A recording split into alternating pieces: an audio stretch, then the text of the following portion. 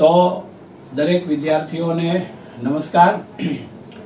આપણે વિડિયો લેક્ચરની અંદર આજે પ્રકરણ નંબર 20 જોવાના છીએ। પ્રકરણ નંબર 20 ભારતની સામાજિક સમસ્યાઓ અને પડકારો।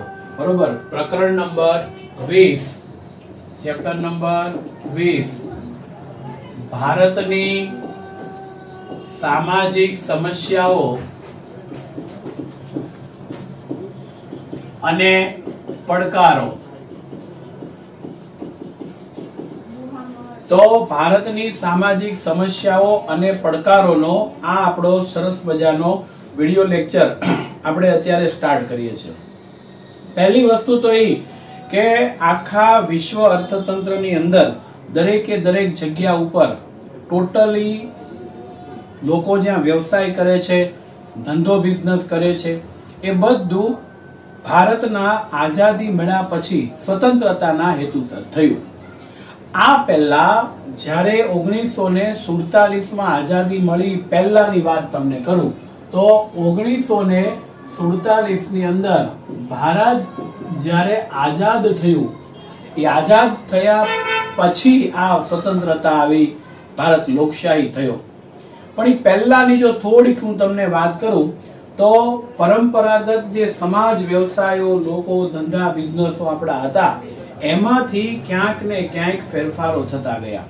એટલે પરિસ્થિતિ એવી થઈ કે જ્યારે ભારતને આઝાદી મળી એ પહેલા ભારતમાં લોકશાહી ન હતી, રાજાશાહી શાસન વ્યવસ્થા હતી। પરંતુ એમાં ઈસવીસન 1600 થી જે ઈસ્ટ ઇન્ડિયા કંપનીની સ્થાપના થઈ, અંગ્રેજો ભારતમાં આવ્યા પછી ભારતની ઉપર એને ધંધો વ્યવસાય બિઝનેસ કરવાના બાના ઉપર વ્યવસ્થિત રીતે અહીંયા એને શાસન વ્યવસ્થા ચાલુ કરી। અને આ જે શાસન વ્યવસ્થા ચાલુ કરી છે એ શાસન વ્યવસ્થાના કારણોસર ભારત ગુલામ થયો। અને હવે મારે જે તમને વાત કરવી છે એ આપણા પ્રકરણમાં એવું લખ્યું છે કે ભારતની સામાજિક સમસ્યાઓ અને પડકારો। સામાજિક સમસ્યા એટલે હું ને તમે જે સમાજમાં રહીએ છીએ એમાં કોઈક આર્થિક સમસ્યા હોય, કોઈ રાજનૈતિક સમસ્યા હોય, કોઈક વળી માની લો કે મોંઘવારીની સમસ્યા હોય, કોઈ ભાવ વધારાની સમસ્યા હોય, ફુગાવાની સમસ્યા હોય, વસ્તી વધારાની સમસ્યા હોય, આતંકવાદની સમસ્યા હોય, આ વગેરે વગેરે કેટલી બધી તમામ સમસ્યાઓ આપણી સામે રહી છે। અને આ બધી સમસ્યાઓ છે એ સમાજને રિલેટેડ સમસ્યાઓ, અને ઈ સમસ્યા ઝડપથી આપણે દૂર ન કરી શકીએ એવી હોવાને લીધે આ સમસ્યાઓ માટે સામાજિક પડકાર ઉત્પન્ન થાય છે। પડકાર એટલે કે ઝડપથી સરળતાથી એ દૂર ન થઈ શકે અને પડકાર કહેવાય, ઓડકાર નહીં હો। ઓડકાર તો આપણે ઓલો ખાઈ જુદો પાછો, હા, એટલે અહીંયા પડકારની વાત કરે છે। અને એવા સરસ મજાના આ પડકારો જે છે એને આપણે ઝીલી કઈ રીતના દૂર કરી શકીએ એ માટેની વાત આપણે કરીએ છીએ। કારણ કે વર્ષો જૂની પરિસ્થિતિમાં જ્યારે ભારત આઝાદ નહોતો થયો ત્યારે આઝાદી વખતે આઝાદી મેળવવા માટે કોઈ પણ જાતના ધર્મ, કોઈ પણ જાતના નાત ભાત, કોઈ પણ જાતના ભેદભાવ, કોઈ પણ પ્રકારની પરિસ્થિતિને જોયા વગર ભારતના લોકોએ એક જૂથ થઈ અને ભારત સ્વતંત્ર થાય, સ્વતંત્ર રીતે એમને આઝાદી મળે એના માટે લડત ચલાવી। અને માય ડિયર ફ્રેન્ડ, પછી પરિસ્થિતિ એવા પ્રકારની થઈ કે આઝાદી ભારતને મળે અને ભારત પાકિસ્તાનના બે ભાગલાઓ જે થયા છે, એ બે ભાગલાઓ જ્યારથી થયા ત્યારથી આપણા રાષ્ટ્રની અંદર વિવિધ પ્રકારની સમસ્યાઓ ઉદ્ભવી। અને આ સમસ્યાઓની ચર્ચા આપણે આ પ્રકરણની અંદર કરવાના છીએ, બરોબર છે। તો સૌથી પહેલા મારે જે કહેવાનું છે એ છે પ્રસ્તાવના। દુનિયાની અંદર મિત્રો ભારત એક એવો દેશ છે કે જેની વસ્તી સૌથી વધારે છે, એટલે સૌથી વધુ વસ્તી ધરાવતા દેશની અંદર ભારત બીજા ક્રમ ઉપર આવે છે। કેટલા નંબરે આવે છે? બીજા નંબરે। ચીન છે પહેલા નંબરે છે અને ભારત છે તે બીજા નંબરે છે। બીજા નંબર ઉપર વસ્તી ધરાવતો આ રાષ્ટ્ર છે। સાથે સાથે દુનિયાની અંદર સૌથી મોટી લોકશાહી, ખાસ ધ્યાન રાખજો, સૌથી મોટી લોકશાહી ધરાવતો આ દેશ છે. આ દેશની અંદર સૌથી મોટી લોકશાહી પરિસ્થિતિ છે. લોકશાહીમાં તો ખબર ને, લોકોનું, લોકો દ્વારા, લોકો થકી ચાલતું સંચાલન, એને કહેવામાં આવે લોકશાહી. શું કહેવામાં આવે? લોકશાહી. તો આ મોટી લોકશાહી ધરાવતો દેશ છે અને વિસ્તારની દ્રષ્ટિએ દુનિયાના 6 દેશો આગળ અને ભારત 7મા ક્રમાંક ઉપર છે. તમે 9મા ધોરણમાં આવું કંઈક ભણ્યા હશો. તો એવો આપણો સરસ મજાનો ભારત રાષ્ટ્ર છે અને ઈ રાષ્ટ્રની અંદર કેટલીક સમસ્યાનો સામનો કરે છે. તો આ 2 સમસ્યાઓ મોટા ભાગે ભારતમાં, મેં તમને કીધું અગાઉ કે બહુ બધી પુષ્કળ સમસ્યાઓનો સામનો કરે છે. એ બધી જ સમસ્યાઓમાંથી ભારત જે અત્યારે હાલમાં જે સામનો કરે છે, 2 સમસ્યાઓ છે. પહેલી સમસ્યા છે સાંપ્રદાયિકતા અને બીજી સમસ્યા છે જ્ઞાતિવાદ. એટલે પહેલી સમસ્યા સાંપ્રદાયિકતા અને બીજી સમસ્યા છે જ્ઞાતિવાદ. એટલે પહેલી સાંપ્રદાયિકતા અને બીજી છે જ્ઞાતિવાદ છે. જ્યારે ભારતની અંદર આઝાદી નહોતી મળી ત્યારથી માંડી, એ ભારતને આઝાદી નહોતી મળી ત્યારથી માંડીને પાછળના સમયોમાં વર્ષોના વર્ષો, સદીઓની સદીઓ, હજારો વર્ષો સુધી તમે જુઓ ને તો વર્ણ વ્યવસ્થા જે અત્યારે હતી એવી નહોતી. ઈ વખતે 4 પ્રકારની વર્ણ વ્યવસ્થા હતી. એની અંદર બ્રાહ્મણ, ક્ષત્રિય, વૈશ્ય અને ક્ષુદ્ર. ધ્યાન રાખજો, બ્રાહ્મણ, ક્ષત્રિય, વૈશ્ય અને શૂદ્ર, એમ 4 બાબતો જે છે એની વર્ણ વ્યવસ્થા હતી. એટલે પ્રાચીન ભારતમાં આ વર્ણ વ્યવસ્થા 4 પ્રકારની હતી. કેટલા પ્રકારની? 4. એની અંદર બ્રાહ્મણ, ક્ષત્રિય, વૈશ્ય અને શૂદ્ર. બ્રાહ્મણ, ક્ષત્રિય, વૈશ્ય અને શૂદ્ર 4 પ્રકારની એની વર્ણ વ્યવસ્થાઓ હતી. પછી વ્યક્તિ જે કામ કરે છે એના આધારે એ લોકોની આવકો બધું હતું. એમાં દરેકે દરેક વ્યક્તિઓના વ્યવસાયો જુદા હતા, કામ જુદું હતું અને એ કામના આધારે એને ધંધો, બિઝનેસ જે કાંઈ કરે છે એના આધારે એને આવક મળતી. અને એને જે આવક મળતી એના આધારે જેની આવક વધારે હતી એ વ્યક્તિઓ ધનિક કહેવાતા અને ઓછી આવક વાળા વ્યક્તિઓ ગરીબ કહેવાતા. આમ ધનિક ગરીબના એક પ્રકારની આર્થિક દ્રષ્ટિએ પણ ભેદ રાખવામાં આવતા હતા. આ બધાને પોતપોતાના રહેવા માટેના પ્રદેશો પણ અલગ હતા. એટલે એ લોકોની પરિસ્થિતિ પ્રમાણે રહેઠાણ પણ અલગ અલગ, વ્યવસાય અલગ, રહેઠાણ અલગ હતા. વ્યવસાય ને રહેઠાણ ને 2 અલગ હોવાના કારણોસર ભારતની અંદર એ પ્રાચીન સમયથી આ 4 વર્ણ વ્યવસ્થા હતી.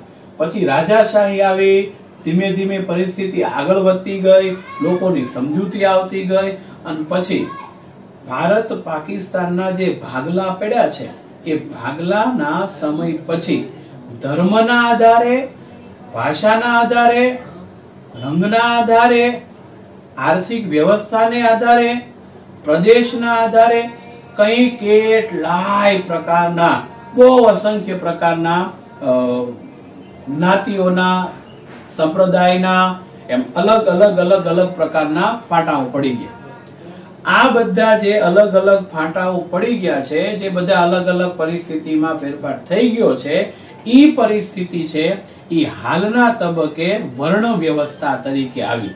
અને આ જે વર્ણ વ્યવસ્થા હતી એ રહેઠાણ પ્રમાણે અલગ, ધનિક, ગરીબ, આ તમામ વ્યવસાયો પ્રમાણે અલગ હતી. તો આ આઝાદી પછીના સમયની આ પરિસ્થિતિ હતી અને એના અનુસંધાનમાં આ વિગતો આપણને આપી છે. હવે મારે જે તમને વાત કરવાની છે એ આપણા ટોપિક તરફ, જે ખાસ અગત્યતા ધરાવે. ક્યાંક ક્યાંક અંગ્રેજોના ડરને કારણે કેટલીક ભારતની જે પ્રજાતિ છે ને એ ક્યાંક દરિયા કિનારે વસવાટ કરતી, કોઈક દુર્ગમ જંગલની અંદર વસવાટ કરતી, કોઈક પહાડી વિસ્તારની અંદર વસવાટ કરતી. આમ દરિયામાં, જંગલમાં, પહાડી વિસ્તારમાં અલગ અલગ જગ્યા ઉપર અલગ અલગ પ્રકારના વસવાટ કરતી. તો એવી જે પ્રજાતિ છે એ પ્રજાતિ વળી પાછી સામાન્ય સમાજ વ્યવસ્થા તરફ ક્યાંય આવી જ નહીં, અને એને આપણે અત્યારના જમાના પ્રમાણે એને આદિવાસી પ્રજાતિઓ કહીએ છીએ કે જેનો કોઈ વિકાસ થયો નથી. બરોબર છે? તો એનો વિકાસ કઈ રીતના થાય એ બાબતો પણ આપણે આ ચેપ્ટરમાં લેવાના છે. તો સૌથી પહેલી વસ્તુ અહીંયા પહેલો સવાલ એ આપણો છે કે સાંપ્રદાયિકતા એટલે શું. પ્રસ્તાવના પછીનો પહેલો સવાલ છે સાંપ્રદાયિકતા એટલે શું. બરોબર છે? સાંપ્રદાયિકતાનો મીનિંગ શું કહેવાય? તો ભાઈ દુનિયાની અંદર કોઈ પણ માણસ હોય એ કોઈ પણ પ્રકારનો ધંધો વ્યવસાય બિઝનેસ કરતો હોય તો પોતાની ધંધા બિઝનેસ વ્યવસાયની જે શરૂઆત થાય છે એ શરૂઆતની અંદર કોઈને કોઈ પોતાના ધર્મ પ્રમાણે, કોઈને કોઈ સંપ્રદાય પ્રમાણે, કોઈ પ્રાર્થના કરતું હોય કે કોઈ પોતાની રીતે પોતાના ઈષ્ટદેવ જે હોય એને રીઝવવાના પ્રયત્ન કરતા હોય છે, અને ત્યાંથી લગભગ આપણે શરૂઆત દિવસની બધા કરતા હોઈએ છીએ. તો મિત્રો અહીંયા પ્રશ્ન એ છે કે સાંપ્રદાયિકતા શું છે. તો ધર્મ છે ને એ શ્રદ્ધા અને આસ્થાનો વિષય છે. તમે ધર્મમાં માનો ન માનો એ વ્યક્તિની પોતાની પરિસ્થિતિ છે, પણ ધર્મ એ શ્રદ્ધા અને આસ્થાનો વિષય, બે બાબતો ઉપર ધર્મ ટકે. એ પછી હિન્દુ ધર્મની અંદર હોય તો પણ ભલે, કે મુસ્લિમ ધર્મમાં હોય, શીખ ધર્મમાં હોય, જૈન ધર્મમાં હોય, બૌદ્ધ ધર્મમાં હોય, ખ્રિસ્તી ધર્મની અંદર હોય, એની આવ કોઈ પણ ધર્મની અંદર હોય તો બધા જ પ્રકારના ધર્મની અંદર આ એક પરિસ્થિતિ જોવા મળે. એટલે દરેક વ્યક્તિ પોતપોતાની ઈચ્છા પ્રમાણે, પોતપોતાની મરજીથી પોતાના રહેલા ધર્મને માને છે અને અનુસરે છે. કારણ કે પહેલી જ બાબત મેં તમને શરૂઆતમાં કીધી કે ધર્મ એ શ્રદ્ધા અને આસ્થાનો વિષય છે. એટલે પહેલું તો આપણે એ જ લખવાનું કે ધર્મ છે એ ધર્મ, શ્રદ્ધા અને આસ્થાનો વિષય છે. જો ક્યાંક વ્યાખ્યાઓ ના દે ને બધું હું લખતો જઈશ, પણ એની અંદર આખું વર્ણન છે એ ન થાય તો પાછળનું ટૂંકું વર્ણન મેં કર્યું હોય તો જરાક હું બોલું છું, કહું છું એને સમજવા માટેનો પ્રયત્ન કરવો. બરોબર? એટલે પ્રોબ્લેમ ન આવે. કારણ કે ધર્મ છે એ શ્રદ્ધા અને આસ્થાનો વિષય છે. કોઈ પણ વ્યક્તિ હોય એ કોઈને કોઈ ધર્મની અંદર માનતો હોય છે, એ આપણે જોઈ છીએ. એટલે મોટે ભાગે લોકો કોઈને કોઈ ધર્મ કે સંપ્રદાયમાં માનતા જ હોય છે. એટલે અહીંયા એ થયો બીજો મુદ્દો એ કે ભાઈ કોઈ પણ વ્યક્તિ કોઈને કોઈ, જોજો, કોઈને કોઈ ધર્મની અંદર કે સંપ્રદાયની અંદર, સંપ્રદાયમાં માનતા હોય છે, માનતા હોય છે કે તેને અનુસરતા હોય છે. માનતા હોય કે અનુસરતા હોય છે તો એ ધર્મની અંદર માનવું ને અનુસરવું. જો મારી વ્યાખ્યા સમજ, ધર્મ માનતા હોય છે અને અનુસરતા હોય છે તો તે જ આ ધર્મને માનવું અને અનુસરવાની પરિસ્થિતિ, આ ધર્મને માનવું અને ધર્મને અનુસરવાની જે પરિસ્થિતિ છે એને જ કહેવામાં આવે છે સાંપ્રદાયિકતા. શું કહેવામાં આવે? સાંપ્રદાયિકતા. એટલે આની વ્યાખ્યા છે. એટલું જ તમારે એની અંદર લખવાનું કે ભાઈ ધર્મ એ શ્રદ્ધા અને આસ્થાનો વિષય છે ને મોટા ભાગે લોકો કોઈને કોઈ ધર્મ કે કોઈને કોઈ સંપ્રદાયમાં માનતા હોય છે. તો આ ધર્મ કે સંપ્રદાયમાં માનવું અને તેને અનુસરવું એટલે થાય ધાર્મિક, એટલે થાય સાંપ્રદાયિકતા. અને સાંપ્રદાયિકતા એ ધાર્મિક પરિસ્થિતિ પ્રમાણે આધાર રાખે. કોઈને કોઈ ધર્મ સંપ્રદાયમાં તમે માનતા હોય છે તે. બરોબર છે? એટલે હવે મિત્રો ભારત છે એનું જયારે બંધારણ ઘડવામાં આવ્યું છે ત્યારે ભારતના બંધારણની અંદર ખાસ ધ્યાન રાખજો, ભારતના બંધારણમાં તમામે તમામ પ્રકારના નાગરિકોને, જોજો આ બરોબર ધ્યાન રાખજો, ભારતના બંધારણમાં તમામે તમામ નાગરિકોને ડોક્ટર બાબા સાહેબ આંબેડકરના આગેવાની નીચે જે ભારતનું બંધારણ તૈયાર થયું છે એની અંદર તમામે તમામ નાગરિકોને કોઈ પણ પ્રકારના ભેદભાવ વિના એક સમાનતાની દ્રષ્ટિએથી જોવામાં આવે છે અને બધાને કેવા ગણવામાં આવ્યા? સમાન. એ આવકની દ્રષ્ટિએ પણ કોઈ ભેદભાવ નહીં, એ પ્રદેશની દ્રષ્ટિએ ભેદભાવ નહીં, ભાષાના દ્રષ્ટિએ કોઈ ભેદભાવ નહીં, કોઈ પણ જગ્યાએ ક્યાંય પણ ભેદભાવ રાખવાના નહીં, એ પરિસ્થિતિ આપી. એટલે આ બધા સમાજને એક સમાનતાથી જોવાય અને સમાનતાથી ગણાય એ બાબતો આપીને બધાને કેવા ગણવામાં આવ્યા છે? સમાન ગણવામાં આવ્યા છે. પણ આ જે બધા ભેદભાવ હાલની અંદર આ ભેદભાવ છે એ કોના કારણે થયા? તો મિત્રો એનું એક જ પરિસ્થિતિ છે અને એ છે કે આપણે પરંપરાગત સમાજ વ્યવસ્થા, આઝાદી મેળવવા માટે જે બધા એક જૂથ થઈને કામ કરતા હતા, એ જે પરંપરાગત સમાજ વ્યવસ્થા હતી એનાથી આપણે વિપરીત, એટલે જેમ જેમ યુગ બદલાયો, ટેકનોલોજી આવતી ગઈ, વિજ્ઞાન આવતું ગયું, તેમ તેમ પરંપરાગત સમાજ વ્યવસ્થામાંથી આધુનિક સમાજ વ્યવસ્થા તરફ ગયા. એટલે અહીંયા આ ભેદભાવ થવાનું કારણ શું? તો કે એક પરંપરાગત સમાજમાંથી આપણે આધુનિક સમાજ તરફ આપણે ગતિ કરવા મળ્યા અને ગતિ કરવા લાગ્યા, જેને આપણે શું કહીએ છીએ? આધુનિક સમાજ વ્યવસ્થામાં ગતિ કરવા લાગ્યા એને આપણે શું કહીએ? સાંપ્રદાયિકતાનું વલણ આવ્યું. Ready, good. હું કંઈક પૂછતો હોઉં, કંઈક કહેતો હોઉં, તમે વિડીયો જોતા હોવ ત્યારે કાનમાં હેડસ્પિન નાખ્યા હોય કે આમ તેમ હોય કે પૂછું કાઢવું, તો આપણે ક્લાસમાં કેમ બધા બોલતા હોય એમ મનોમન તમારે બોલતું જવાનું. એના કારણોસર શું થાય? વિડીયો સાથે તમારું એટેચમેન્ટ રહે, બરોબર? તમે એની સાથે જોડાયેલા રહ્યો. નહીતર કેવું થાય કે હું એમને બોલે જાઉં, એમને તમે જોઈ જાઓ તો તમે ઘણી વખત બીજું ત્રીજું કામ કરવા મળો. તો વિડીયો જોવા બેસીએ ત્યારે ખાસ આપણે બીજું કોઈ જાતનું કામ ન લઈએ અને એક જ કામ માટે ફોકસ થાય કે જ્યારે જેનો લેક્ચર હોય ત્યારે તે લેક્ચરની અંદર આપણે વ્યવસ્થિત પ્રકારે તનતોડ ધ્યાન આપીએ, બરોબર? કારણ કે એક્ઝામ લેવાની છે, સાથે સાથે બોર્ડે તમામ પ્રકારની એક્ઝામો, બોર્ડની એક્ઝામ આપણે 10મા ધોરણની છે, રાબેતા મુજબ લેવાની છે, કીધું જ છે, બરોબર? એટલે ક્યાંય કોઈ આમ તેમ આપણને મગજની અંદર હોય કોઈ થઈ જશે આમ છે તેમ, તો એ ન થાય. આપણી પાસે સમય થોડોક ઓછો અને કામ પણ હવે જાજુ છે, એટલે વ્યવસ્થિત રીતે જોજો વિડીયોને, બરોબર? આ ખાસ. અને જ્યાં કંઈ સમજ ન પડે ત્યાં ટોપિકમાં, મુદ્દામાં થોડું થોડું લખીને રાખવાનું અને પ્રશ્ન સર્જાય તો અમારી મુલાકાત લ્યો તો પણ એનું સોલ્યુશન થઈ જતું હોય છે. રેડી?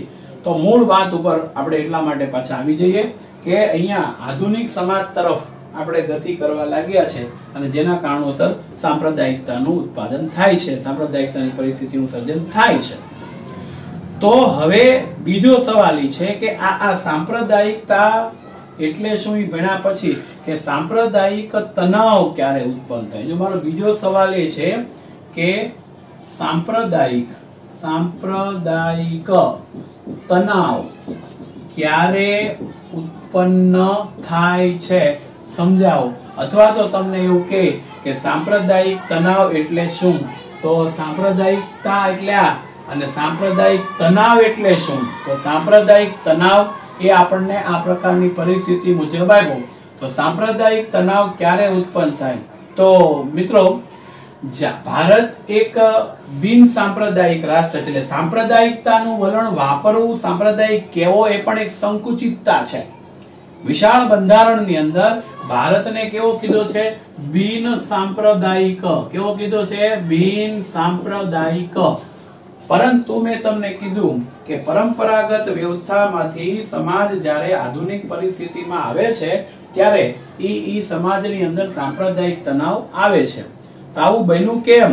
એનું રીઝન શું છે? તો એની પાછળનું કારણ છે કે જ્યારે કોઈ એક ધર્મ કે કોઈ એક સંપ્રદાયના વ્યક્તિઓ છે, એક ધર્મના વ્યક્તિઓ કે એનું આખું જૂથ, એ જ્યારે બીજો કોઈ ધર્મ છે, એક ધર્મના વ્યક્તિના જ્યારે કોઈ બીજો ધર્મ કે સમુદાય કોઈ પણ કારણોસર બીજા ધર્મ કે સંપ્રદાયનો વિરોધ કરે ત્યારે સાંપ્રદાયિક તણાવ ઉદ્ભવે છે.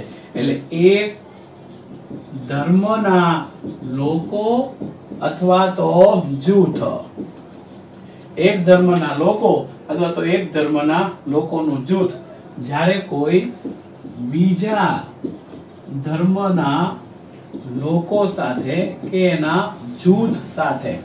તો જો એક ધર્મના લોકો, જ્યારે એ લોકો કે જૂથ એ બીજા ધર્મના લોકો કે જૂથને કોઈ કારણોસર વિરોધ કરે, જૂથ સાથે કોઈ કારણોસર વિરોધ કરે, કોઈ કારણોસર શું કરે? વિરોધ કરે, તો તેને શું કહેવાય? સાંપ્રદાયિક તણાવ કહી શકાય. તો તેને સાંપ્રદાયિક તણાવ કહેવામાં આવે છે.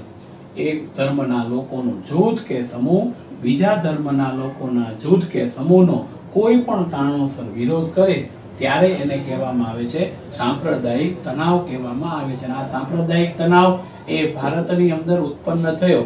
આઝાદીની લડત વખતે બધા એક થઈને રહેતા હતા અને પછી પ્રદેશ પ્રમાણે, ભાષા પ્રમાણે, લોકોની પરિસ્થિતિ પ્રમાણે જેમ જેમ ભાગલાઓ પડતા ગયા તેમ તેમ રાષ્ટ્રની અંદર સાંપ્રદાયિક તણાવો ઉત્પન્ન થયા છે. અને માય ડિયર ફ્રેન્ડ, આપણે જો અંદરો અંદર આવી લડતોની અંદર અંદરો અંદર લડતા રહેશું, ઝઘડાઓ કરતા રહેશું, તો દુનિયાના કોઈ પણ રાષ્ટ્રો છે એ ભારતને વળી પાછો ગુલામ બનાવી લેશે. બરોબર? અંગ્રેજો આવ્યા એને એ જ થયું, સત્તા માટે કે પોતાના પાવર માટે થઈને રાજાઓને અંદરો અંદર લડાવ્યા અને એ લડતની અંદર એ લોકો સર્વોપરી થઈને શાસન સદીઓ સુધી કરતા ગયા. તો આવું ન થાય એના માટે થઈ અને આપણે શું કરી શકીએ? તો એ એક પરિસ્થિતિ આપી છે. બરોબર? તો આપણે બધા બિન સાંપ્રદાયિકતામાં માનીએ, સર્વ ધર્મ સંભાવની નીતિને માનીએ અને પહેલું તો કે રાષ્ટ્ર ધર્મ, રાષ્ટ્ર હિત, રાષ્ટ્રની પરિસ્થિતિ માટે આપણે જીવીએ એ જરૂરી છે.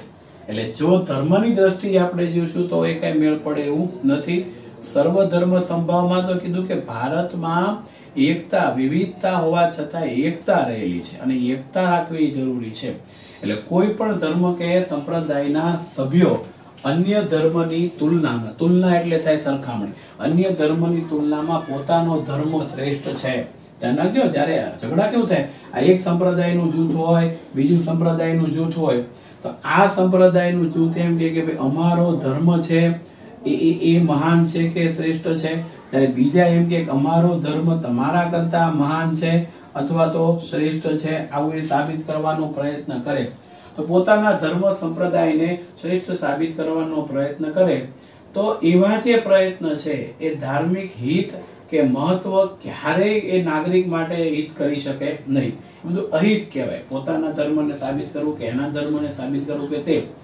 તો આવી જે વિચારધારણા છે એ મહાનતા પોતાની કે પોતાની મહાનતા એવું કે, તો આવી જે અલગ અલગ પ્રકારની વિચારધારા રાષ્ટ્રના લોકોમાં રહેલી છે ઈ વિચારધારા એ સમાજને વિભાજન તરફ લઈ જાય છે. ખાસ ધ્યાન રાખજો, સમાજને વિભાજન તરફ લઈ જાય છે. એટલે પરીક્ષામાં પૂછાય તમને આ, જો સાંપ્રદાયિક તણાવ ક્યારે ઉત્પન્ન થાય એ પૂછાય તો આ જવાબ થશે. અને તમને એમ કે કેવી વિચારધારા સમાજને વિભાજન તરફ લઈ જાય છે, તો કેવી વિચારધારા સમાજને વિભાજન તરફ લઈ જાય તો જવાબ આ જ થાય. ફરી વખત ધ્યાન રાખજો કે જ્યારે કોઈ એક ધર્મ કે જૂથના લોકો કે સમુદાય કોઈ પણ કારણોસર બીજા ધર્મના જૂથ કે લોકોની સાથે સંપ્રદાયનો વિરોધ કરે ત્યારે સાંપ્રદાયિક તણાવ ઉત્પન્ન થાય છે. બીજું લખવાનું કે કોઈ પણ ધર્મ કે સંપ્રદાયના લોકોના સભ્યો કે સમૂહના લોકો છે એ અન્ય ધર્મની તુલનામાં પોતાનો ધર્મ, બીજાની તુલનામાં પોતાનો ધર્મ શ્રેષ્ઠ છે કે પોતાનો સંપ્રદાય શ્રેષ્ઠ છે એમ દર્શાવવાનો પ્રયત્ન કરે છે ત્યારે પોતાના ધર્મ, જોજો પોતાનો ધર્મ શ્રેષ્ઠ છે એ દર્શાવવાનો પ્રયત્ન કરે છે તો એવા જે ધાર્મિક હિતો છે એને મહત્વ આપે તો ધર્મની દ્રષ્ટિએ અલગ અલગ પરિસ્થિતિ સર્જાય અને એ અલગ અલગ પરિસ્થિતિ સર્જાય નાગરિકોની અંદર અને સમાજની અંદર કેટલાક ખરાબ કે ગેર કે ખોટા પ્રયત્ન લોકોના મગજમાં નાખે અને એટલા માટે લોકો વચ્ચે ઝઘડાઓ થાય, પ્રદેશના ઝઘડાઓ થાય, જ્ઞાતિવાદના ઝઘડા થાય, ધાર્મિક ઝઘડાઓ થાય, અને એના કારણોસર મિત્રો ભારતનો આટલો મોટો વિશાળ રાષ્ટ્ર અને આટલી મોટી વસ્તી ધરાવતો કે જે બધા જ લોકો છે એ એક થઈને રહે, સમાન થઈને, સમાનતા થઈને રહે, હમ સાથ સાથ હૈ, તો આ પરિસ્થિતિને કારણોસર શું થઈ જાય? વિભાજન થઈ જાય. તો વિવિધતામાં એકતા હોવા છતાંય જ્યારે આવા સાંપ્રદાયિક તણાવ ઉત્પન્ન થાય ત્યારે સમાજ કેવો થઈ જાય છે? વિભાજન તરફ થઈ જાય છે. કેવા તરફ થઈ જાય છે? વિભાજન તરફ. હું બોલ્યો એમાં ખ્યાલ આવી ગયો? વિભાજન તરફ થાય છે. એટલે બંનેનો ક્વેશ્ચનનો આન્સર એક જ છે, બરોબર? આ રીતે હવે આપણા મગજની અંદર એવો પ્રશ્ન થાય કે સાહેબ આ વિભાજન ન થાય, આ સાંપ્રદાયિકતા ન આવે, એના માટે શું કરવું? તો મિત્રો સાંપ્રદાયિકતાને દૂર કરવા માટેના કેટલાક ઉપાયો આપણી સામે છે અને ઉપાયો આપણે લઈએ. હવે એ ઉપાયોને આપણે લઈએ ઈ અરસાની અંદર તમે તમામ વ્યક્તિઓ પેમ્પલેટ કાઢો અને પેમ્પલેટની અંદર પ્રશ્ન નંબર 1 એની પ્રસ્તાવના, પ્રશ્ન નંબર 1 અને પ્રશ્ન નંબર 2 એ તમે જરાક જોઈ જાઓ. ત્યાં હું થોડીક અહીંયા જગ્યા કરી લઉં એટલે આપણે વળી પાછા લખી શકીએ. પહેલો સવાલ છે તે, બીજો સવાલ છે તે, આ બંને તમારે લખવાના છે.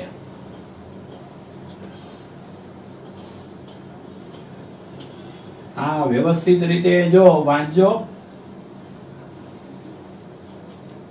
અને વાંચ્યા પછી બંધ કરવાનું કે શું કહેવા માંગે છે તે.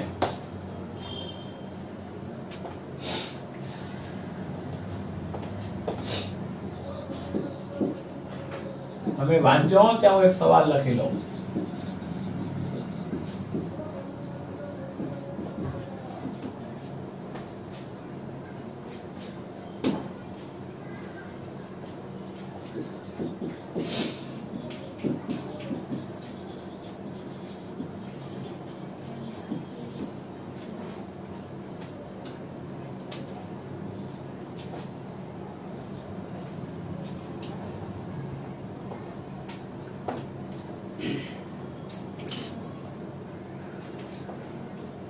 નાઉ રેડી? ઓકે, થોડુંક બાકી રહી ગયું તો પછી લેજો. હવે પ્રશ્ન આપણો એ છે કે સાંપ્રદાયિકતાને દૂર કરવા માટે શું કરવું જોઈએ? આપણે કોઈ ધર્મમાં કે સંપ્રદાયમાં માનીએ છીએ, ધેટ ઇઝ ઓકે, બરોબર છે, પણ જ્યારે કોઈ એક ધર્મનો જૂથ બીજા ધર્મ કે સંપ્રદાય કરતા મહાન છે એવું દર્શાવવાનો પ્રયત્ન કરે અને એમાંથી જે ઝઘડાઓ ઉત્પન્ન થાય છે, રમખાણો ઉત્પન્ન થાય છે, એને દૂર કરવા શું કરવું જોઈએ? તો પહેલી જ વસ્તુ એ છે કે આપણા દેશની અંદર ભારત છે એ સ્વતંત્ર રાષ્ટ્ર છે, લોકશાહી રાષ્ટ્ર છે.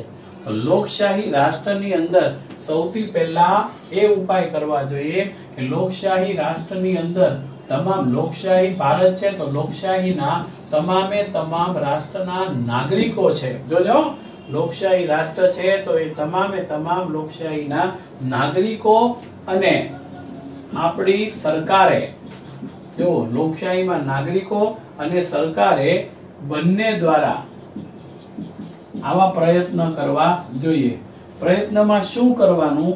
તો કે જ્યારે પણ આ સાંપ્રદાયિકતા આવે ત્યારે લોકશાહીમાં નાગરિકોએ પણ અને સરકારે બંને આવા જે અસામાજિક તત્વો છે, સંપ્રદાયના તત્વો છે, એના સામે સખતાઈથી વર્તન કરવું જોઈએ. ક્યારે પણ એની સામે સખતાઈથી વર્તન કરવું, ક્યારેય પણ ઢીલાશ ન રાખવી જોઈએ. જો લોકો સમજી જાય કે સંપ્રદાયના નામે ઝઘડાઓ ન કરીએ, ધર્મના નામે ઝઘડાઓ ન કરીએ, એમ સરકાર જે છે એ જ રીતના સહકાર આપે, તો હું માનું છું ત્યાં સુધી આપણે કોઈ પણ પ્રકારે આવા ઝઘડા કરવાની જરૂર નહીં પડે અને ભારત વળી પાછો વિશ્વની અંદર જેમ એકતા માટે જાણીતો છે એનો એ જ રહેશે. આ એક સ્વાભાવિક વસ્તુ છે. સરકાર અને નાગરિકો બંને દ્વારા પ્રયત્ન થાય તે. બીજું મહત્વની વસ્તુ એ છે કે આપણે ત્યાં સાક્ષરતાનું પ્રમાણ ખૂબ વધ્યું છે. તો મિત્રો, શિક્ષણ મેળવવા માટેનું સ્થળ શાળા હોય તોય ભલે અને કોલેજો હોય તોય ભલે, આ શિક્ષણ એક એવી પરિસ્થિતિ છે કે જે પરિસ્થિતિની અંદર તમામે તમામ પ્રકારના નાગરિકો છે એ પોતાની રીતે સમજણ શક્તિ કેળવે, વિચાર શક્તિ કેળવે અને એક થઈને રહે એ માટે શાળાની અંદર, કોલેજોની અંદર ગવાતી જે પ્રાર્થનાઓ છે એની અંદર પણ સર્વ ધર્મ સંભાવની પ્રાર્થનાઓ રાખવી, સર્વ ધર્મ સંભાવની પ્રાર્થનાઓ રાખવી, તમામે તમામ ધર્મ, તમામે તમામ સંપ્રદાયો મહાન છે ની વાત કરવી, એટલે સર્વ ધર્મ સંભાવની વાત કીધી.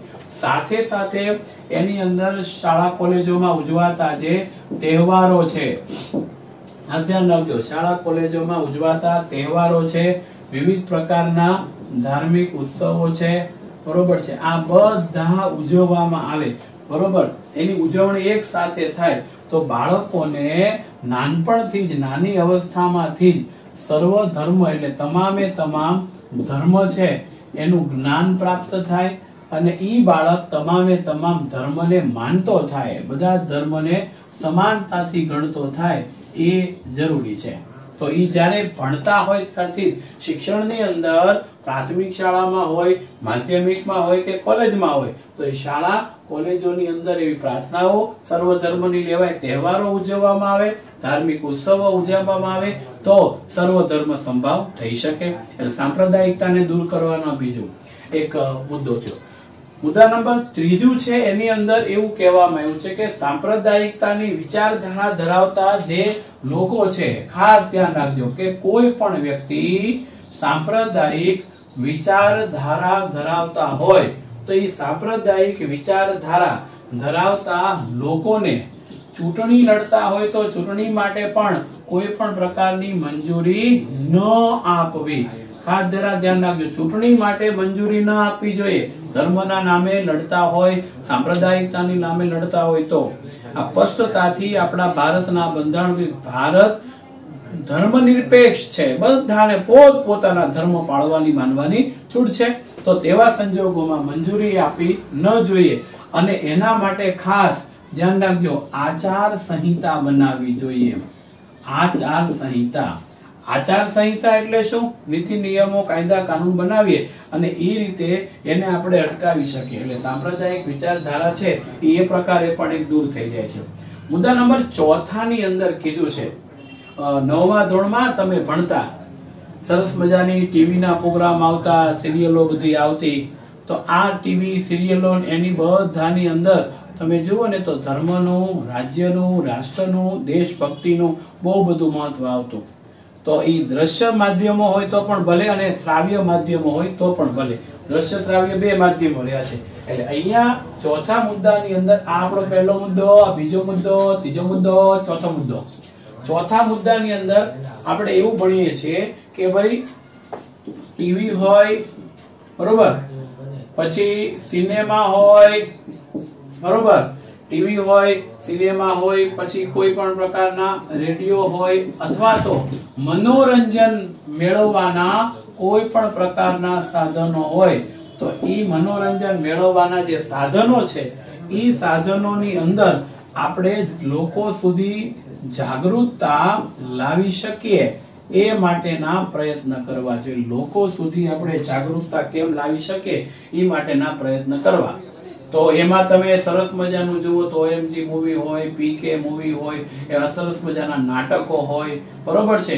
જૂના જમાનાની અંદર જ્યારે ભવાઈ રમવા માટે આવતા ત્યારે પણ એ લોકો, તમે બીજા ચેપ્ટરની અંદર ભણી ગયા છો ભવાઈ વિશે, તો ત્યારે પણ કન્યા કેળવણીની વાત હોય, બેટી બચાવોની વાત હોય, સ્ત્રી સાક્ષરતાની વાત હોય, તો એના ઉપર આ લોકો ફોકસ કરી અને વ્યવસ્થિત રીતે લોકોને સમજાવતા.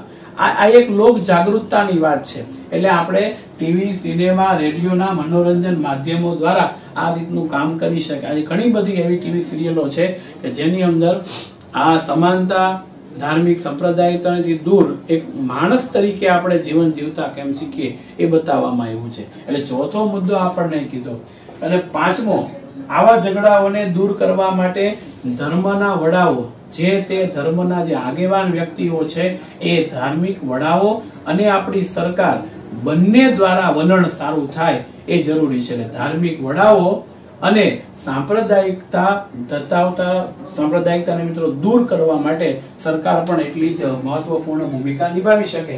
એટલે આપણે બીજો મુદ્દો છે એ પાંચમો એ લખીશું કે પાંચમા મુદ્દામાં ધાર્મિક વડા અને સરકાર દ્વારા સાથે મળીને પ્રયત્ન થાય. સાથે મળીને કોઈ પણ પ્રકારના પ્રયત્ન કરે તો જેના દ્વારા સાંપ્રદાયિકતાને દૂર લાવી શકાય. એટલે પાંચમા મુદ્દામાં ધાર્મિક વડાઓ અને રાજકીય નેતાઓ છે, સરકાર છે, બરોબર. સરકારમાં બધા જ આવી જાય એટલે રાજકીય નેતાઓ પણ આવી જાય. રાજકીય નેતાઓ આ બધા દ્વારા પ્રયત્ન કરવામાં આવે તો ધર્મ સંપ્રદાયના ભેદભાવ બધું દૂર થાય છે. એટલે એના દ્વારા લોકોને સમજાવવાની વાત. ધાર્મિક વડાઓ છે, ધર્મના આગેવાનો છે, એ જેમ કે માનવ ધર્મ પરો ધર્મ છે, તો એની વાત સૌથી પહેલા એના ઉપર લાગણીસભર અને યોગ્ય રીતના અમલમાં આવે તો બધા છે જેમ આઝાદી મેળવવા માટે એક થયા હતા એમ વળી પાછા બધા એક થાય, કોઈ પણ પ્રકારના ભેદભાવ ન થાય એ માટે. કે આઝાદી મળી એ વખતથી આ ભેદભાવો છે એ શરૂ થયા અને એ માટેનો હેતુ છે. બીજું કીધું કે યુવાન વ્યક્તિઓ, જો હવે તમારી વાત કરી, જો તમે બધા જ યુવાન છો તો યુવાનોએ સાંપ્રદાયિકતાને દૂર કરવા માટે સૌથી પહેલા આગળ આવવું પડશે. જો યુવાન વ્યક્તિઓ સાંપ્રદાયિકતાને દૂર કરવા માટે આવે અને સાંપ્રદાયિકતાને કાઢે અને વૈજ્ઞાનિક દ્રષ્ટિકોણ અપનાવે, ભાઈચારાની ભાવના અપનાવે, લાગણીઓની ભાવના અપનાવે, માનવ ધર્મની ભાવના અપનાવે તો તેવા સંજોગોની અંદર સાંપ્રદાયિકતા કેવું થઈ જાય? દૂર થઈ જાય છે. એટલે અહીંયા આપણને કીધું છે કે સૌથી પહેલા છઠ્ઠો મુદ્દો કે યુવાન વ્યક્તિઓએ આગળ આવવું. એ તમે બધા યુવાન છો ને, હમણાં ટૂંક સમયની અંદર 2 વર્ષમાં તમે ભારતના સાચા નાગરિક બનો, મતદાન કરી શકો, બરોબર છે. તો ઈ પરિસ્થિતિ તો યુવાન વ્યક્તિઓએ આવી સાંપ્રદાયિકતાને દૂર લાવવા માટે, સાંપ્રદાયિકતાને દૂર લાવવા માટે, તો એનાથી દૂર થવાની વાત કરી છે, દૂર લઈ જવા માટે થઈ અને યુવાન વ્યક્તિઓએ આગળ આવવું એટલે પહેલ કરવાની વાત છે, બરોબર. ધર્મના નામે, સંપ્રદાયના નામે નહીં, ઇન્સાનિયતના નામે આપણે કેમ જીવીએ તે તો દૂર લાવવા માટે આગળ આવવું પડશે. અને બીજું કે એને વૈજ્ઞાનિક દ્રષ્ટિકોણ અપનાવવો, વૈજ્ઞાનિક દ્રષ્ટિકોણ અપનાવવો જોઈએ. જો આપણે મેં શરૂઆતમાં અંદર તમને એક વાત કીધી હતી પણ એ નીકળી ગઈ છે કે પરંપરાગત ધંધા વ્યવસાય કે પરંપરાગત સમાજમાંથી આપણે આધુનિક સમાજ તરફ ગતિ કરી રહ્યા છીએ. તો અહીંયા 21મી સદી છે, એ જ્ઞાનની સદી, વિજ્ઞાનની સદી છે એમ કહેવામાં આવે છે. તો તેવા સંજોગોની અંદર અહીંયા વૈજ્ઞાનિક દ્રષ્ટિકોણ આપણે કેળવીએ અને આ વૈજ્ઞાનિક દ્રષ્ટિકોણ આપણે કેળવીએ જેના કારણોસર સારામાં સારા નાગરિકો ભવિષ્યની અંદર થાય ને રાષ્ટ્રનો સરસ મજાનો વિકાસ થાય એ માટે આપણે કામ કરી શકીએ. અને એટલે છઠ્ઠા મુદ્દામાં યુવાન વ્યક્તિઓને સાંપ્રદાયિકતાથી દૂર અને વૈજ્ઞાનિક દ્રષ્ટિકોણ કેળવે એ જરૂરી છે. પછી કીધું છે કે આની અંદર માત્ર ને માત્ર સરકાર એક જ કામ કરે તોય કાંઈ ન થાય. જોજો બરોબર સમજજો, સરકાર કાયદા કાનૂન ઘડી વ્યવસ્થિત રીતના રાખે પણ એકલી સરકાર કામ કરશે તો કઈ ન થાય. તો સરકારની સાથે સાથે સમાજના લોકોએ પણ જોડાવું જોઈએ. એટલે આ સરકાર પણ જોડાય અને લોકો પણ જોડાય તો એ બધું ભેગું થઈ અને એક સામાજિક સંરચનાનો મિનિંગ થાય સારી રચના અમલની અંદર આવી શકે છે. તો બધા વળી પાછા વિવિધતા હોવા છતાં એ એકતા તરફ વળી શકે એના માટે સમાજની સાથે સાથે સરકારે પણ એટલું ધ્યાન રાખવું પડે. તો સમાજ સરકાર બધી ભેગા થાય, સરકાર કાયદા કાનૂનને ઘડે તો સમાજના લોકો એને ફોલો કરે અને બધા એક થઈને રહે. આ માટે ખાસ પ્રયત્ન કરવા જોઈએ. બીજી મહત્વની વાત એ છે માય ડિયર ફ્રેન્ડ, અત્યાર સુધી તમે જે ભણ્યા છો, તમે જે કીધું છે, તમે જે સમજ્યા છો એ બધાની અંદર ભારત ધર્મ નિરપેક્ષ રાષ્ટ્ર છે એની સાથે સાથે ધર્મ મહત્વનો છે એવું નથી, એને આપણે નથી માનવું નહીં. તમે જે ધર્મને માનો છો અને અનુસરો છો એ સાંપ્રદાયિકતા છે, પણ એના કરતા પણ વધારે જો વાત કરીએ તો ધર્મ કરતા પણ વધારે, જો મારા પોઈન્ટને સમજો, 8મા મુદ્દામાં કીધું છે ધર્મથી પણ ઉપર, જાતિથી પણ ઉપર, પોતપોતાના ભાષા કે સંપ્રદાયથી પણ ઉપર ને ઉપર આગળ ને આગળ જો કઈ હોય કે જે તે પ્રદેશમાં રહેતા હોય એ પ્રાંતથી પણ વધારે આગળની જો વાત કરીએ અને એનાથી જો ઉપરની વાત કરીએ તો એ પરિસ્થિતિ છે સૌથી વધારે કે સમાનતા, એકતા અને રાષ્ટ્રભક્તિ, રાષ્ટ્રભાવ અને રાષ્ટ્રની પરિસ્થિતિ. તો રાષ્ટ્રભક્તિ, રાષ્ટ્રપ્રેમ, બરોબર છે. તો આ રાષ્ટ્રભક્તિ, રાષ્ટ્રપ્રેમ, સમાનતા એ જોવા મળે છે. અને રાષ્ટ્રનું હિત જળવાય તે જરૂરી છે.